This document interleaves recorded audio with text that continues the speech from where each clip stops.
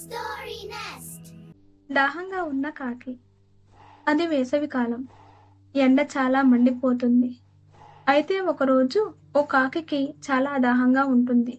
ఎక్కడైనా నీరు దొరికితే బాగుండు అనుకుంటూ ఎగురుకుంటూ వెళ్తుంది.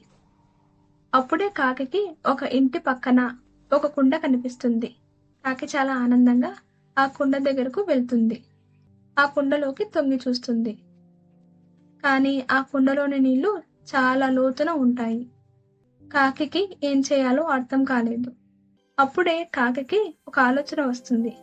చుట్టుపక్కల ఉన్న రాళ్లను ఒక్కొక్కటిగా తీసి ఆ కుండలో వేస్తుంది. అలా రాళ్ళు పడుతున్న కొద్దీ ఆ కుండలోని నీళ్లు పైకి వస్తున్నాయి. అలా హాయిగా కాకి ఆ నీళ్లు తాగి తన దాహాన్ని తీర్చుకొని అక్కడి నుంచి ఎగురుకుంటూ వెళ్ళిపోతుంది. చూశారు కదా పిల్లలు, ప్రతి సమస్యకు ఒక పరిష్కారం ఉంటుంది.